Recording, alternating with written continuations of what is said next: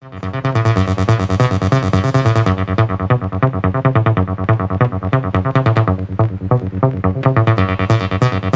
absolutely naive to think that an experience on a dance floor is going to change society. But it's not above the realms of possibility that an experience on a dance floor can change an individual person's outlook on life.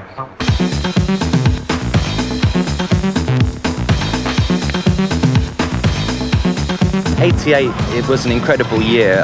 In London, that's where the Summer of Love exploded, and it was a club that we was working at called Rip in Clink Street that functioned all through the summer of 88. It was pretty much Rip and the Shoom that were the two big acid house clubs. Shoom was very lightweight, kind of poppy, and Clink Street was very intense and quite dark, very, very heavy acid.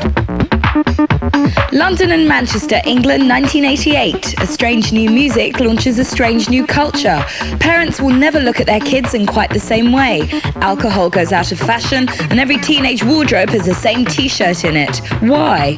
It was raw and exciting, really raw and exciting. It was recorded on a couple of machines. To me, it was like punk. It meant that you got away from kind of the muso aspect, and clubs were going back to kind of, you know, people being able to do it in their bedroom and go down and take the tape down and cut the record off the tape. Very raw and fresh. Stay tuned for more over-the-top acid house madness. Some intelligent British DJs quickly turned acid into pop. Doctor in the House. Possibly. Yeah, and The Only Way's Up had a well-acid bass line. Definitely acid pop. Saturday night in London, I'm standing behind the Astoria. It's trip night. It's a hot night. It's the hottest night. And this is why. I think the difference is in some clubs you walk in and everybody sort of stands at the bar looking at each other and no one really freaks out like they. Whereas in here, people walk in dancing. Acid became a way of life which seemed to operate outside the parameters of the law. The backlash against the acid house craze is gathering momentum in Britain.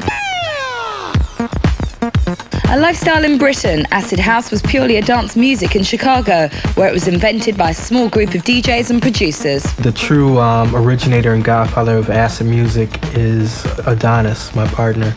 He's the guy that really started off with going under not only his own name Adonis, but also Jack Frost. I'd say my favorite acid house track was Shout, the one that Adonis did. The way it was mixed, the way it started and stopped, that really excited me. DJ Pierre would probably get the tag of being the creator of acid music. It started for me with creating the sound of house music, and then after that sound was developed, I did acid probably in '87. I did an album called No Vocals Necessary. Even more disturbingly, a local newspaper urged parents to take their children to a doctor immediately if they were wearing smiley shirts, because they were probably on drugs. It was completely hedonistic, very, very sexy, very psychedelic, a lot of adults, very, very off it, and complete madness.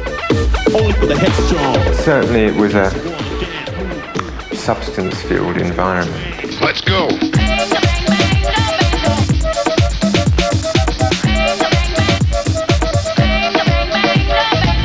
I thought it was great until I started hearing about that a lot of people thought that it was based on the drug acid, and I really felt bad about that. And the name acid, as it was explained to me by Adonis, it just came from the feeling, basically, that it gave you a feeling, because none of us really do drugs. It's just the way we'd imagine, like, if you were to do something like that, if you were really going to be on a trip, then the way the music would feel.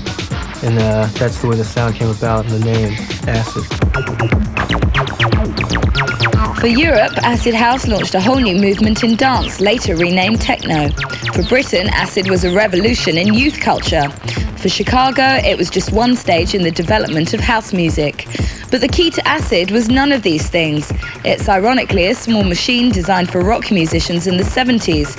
Whatever the DJs say, the machine made acid.